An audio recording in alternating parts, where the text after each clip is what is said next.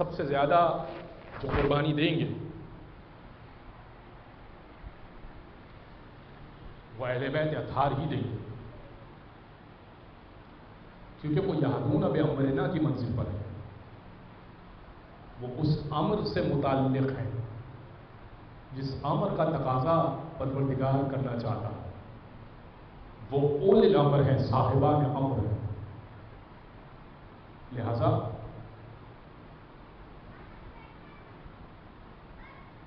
حسین چلے اور یہ کہہ کے چلے ہیں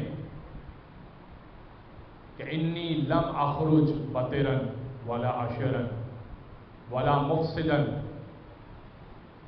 نہ فساد چاہتا ہوں، نہ شہرت چاہتا ہوں، نہ کوئی اور میرا مقصد ہے، بل خرجت لطلب الاصلاح فی امت جد، مگر اصلاح امت جد مقصود ہے، نانا کی امت کی اصلاح مقصود ہے۔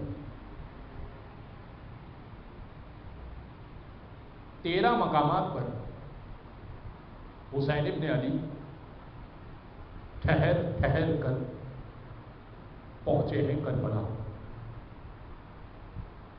28 رجب کو جو قافلہ میں نے کل عرض کیا تھا کہ اب یہ دن مسائل سمجھنے کے ہیں، مصیبتیں سمجھنے کے ہیں۔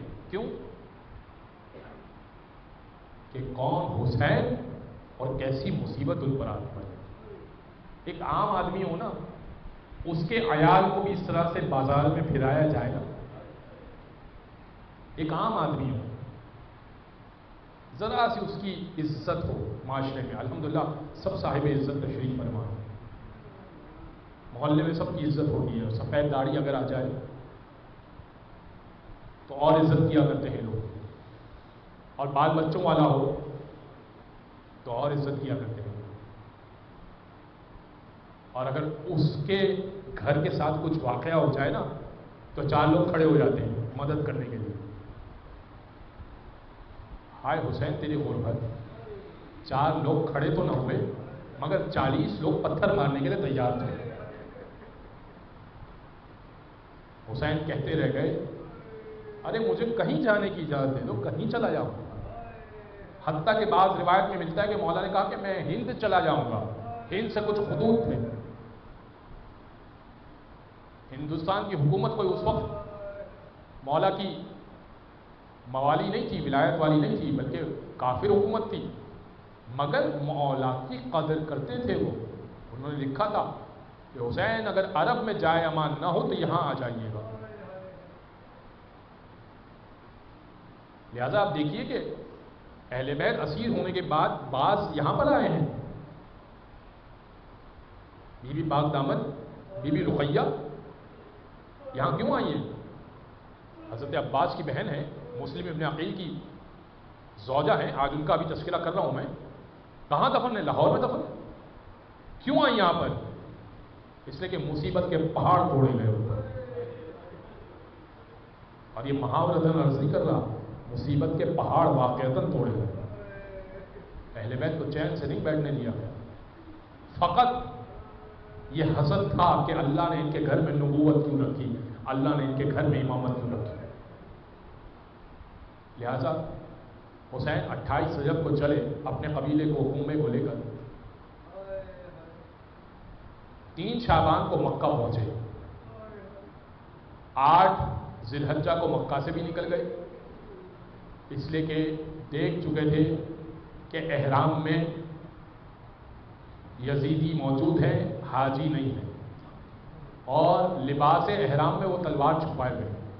حسین چاہتے تھے کہ خانہ خدا کی حفاظت ہو اور خون امام حسین وہاں نہ بہے، لہذا امام حسین وہاں سے بھی چلے گئے، اور اب رکتے رکتے رکتے رکتے پہنچے۔ ابھی کچھ آگے بڑھے ہیں، ایسے میں کہا وعلیکم السلام یا اخی، اے میرے بھائی تم پر سلام ہو۔ حضرت عباس نے سوال کیا آقا کس کو وعلیکم السلام کہہ رہے ہیں؟ 9 ذی الحجہ ہے، مکہ چھوڑ دیا ہے اور حسین ابھی راستے میں۔ کہا آقا کس کو وعلیکم السلام کہہ رہے ہیں؟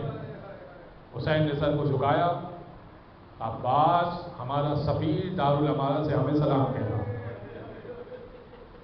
مسلم ابن عقیل کو دارالامارہ پر کھڑا کر دیا گیا ہے اور جلاد تلوار چلانے ہی والا ہے۔ مسلم نے آخری سلام مجھے کہا ہے، اور کچھ دیر بعد امام حسین کی آنکھوں سے آنسو جاری ہوئے کہ عباس دارالامارہ کی چھت سے مسلم کو پھینکا جا چکا۔ عباس یہیں پہ کاروان کو روک لیا جائے، خیموں کو لگا دیا جائے، اور جناب زینب کو آپ بلا لیجیے۔ امام حسین کا خیمہ سجایا گیا اور جناب زینب آئی، بھیا آپ نے بلایا، کاروان حسینی کیوں روکا گیا ہے؟ کہ آپ کو کچھ دیر میں معلوم ہو جائے گا، میرے صندوق میں 2 چھوٹی چھوٹی بالیاں رکھی ہیں، ان کو نکالیے۔ 2 چھوٹی چھوٹی بالیاں جناب زینب نے نکال کر آقا حسین کو کہا، اے بہن زینب، مسلم کی بیوہ رقیہ کو بلائیے اور مسلم کی یتیمہ عاتقہ کو بلائیے۔ مسلم کی یتیمہ 4 سال کی ہے، عاتقہ نام ہے ان کا۔ جناب زینب نے جیسے ہی سنا نا کہ بیوہ کا لفظ استعمال کر رہے ہیں، یتیمہ کا لفظ استعمال کر رہے ہیں، سمجھ گئے۔ جناب رقیہ اور جناب عاتقہ سے کہا کہ امام حسین خیمے میں بلا رہے ہیں۔ دونوں خیمے میں گئے۔ جناب عباس کی بہن ہے جناب رقیہ، جناب عاتقہ کو قریب کیا امام حسین نے، سر پہ ہاتھ رکھا، دست شفقت رکھا، پیار کیا، اور 2 چھوٹے چھوٹے گوشوارے بچی کے کان میں ڈالے اور کہنے لگے، بیٹی اب سے اپنا بابا مجھے سمجھ لینا۔ بیٹی سمجھدار تھی، کہنے لگی، ماموں جان سر پہ ہاتھ ایسے رکھ رہے ہیں جیسے یتیموں کے سر پر ہاتھ رکھا جاتا ہے۔ مسلم کی بیوہ بھی سمجھ گئی کہ اب حضرت مسلم اس دنیا میں نہیں رہے۔ کہا آقا مسلم کی خیر ہے؟ فرمایا کہ نہیں، شہید کر دیے گئے۔ مسلم نے ہمیں سلام بھیجا تھا۔ بیٹی سے شفقت بھرے انداز میں، لاڈ بھرے انداز میں پیار سے بات کی اور کہا کہ بیٹا کوئی غم نہ کرنا۔ یہ سارا منظر ایک اور 4 سال کی بچی بھی دیکھ رہی تھی، نام سکینہ تھا۔ وہ یہ سوچ رہی تھی کہ جب یتیم ہوتے ہیں تو ہاتھ سر پہ پھیرا جاتا ہے اور نئے گوشوارے پہنائے جاتے ہیں، یتیموں کے ساتھ یہی سلوک کیا جاتا ہے۔ مگر جب سکینہ یتیم ہوئی تو لعین نے سر پہ ایسے ہاتھ ڈالا کہ سکینہ کو بال چھڑوانا مشکل ہو گیا، اور جو گوشوارے حسین نے پہنائے تھے نا، وہ گوشوارے لعین نے کھینچ لیے، ایسے کھینچے کہ سکینہ سے گوشوارے کانوں سے خون برآمد ہونے لگا۔ بس حسین کربلا پہنچے، 7 سواریاں حسین نے بدلی، 7 سواریاں بدلنے، لیکن سواری آگے بڑھ نہ رہی تھی۔ قبیلے والوں کو بلایا، ارے کوئی قبیلے والے کو بلائے اور پوچھے تو صحیح ہے جگہ کون سی ہے، میری سواری آگے نہیں بڑھ رہی۔ قبیلے بنی اسد آیا، آنے کے بعد کہنے لگا آقا یہ ہماری زمین ہے۔ فرمایا نام بتاؤ اس کا، کون سی جگہ ہے؟ ایک نے کہا کہ یہ نینوا ہے، اس زمین کا نام نینوا ہے۔ امام نے کہا نہیں، کوئی دوسرا نام بھی تو ہوگا۔ اس نے کہا ہاں شط الفرات بھی کہتے ہیں، فرات کا دہنا شط الفرات کہتے ہیں۔ امام نے کہا نہیں، کوئی اور نام ہو، ذرا پرانا نام ہو۔ وہ ایک نے کہا ہاں اسے غازریہ کہتے ہیں۔ امام نے کہا نہیں، ذرا اور پرانا نام بتاؤ۔ ایک نے کہا اسے ماریا کہتے ہیں۔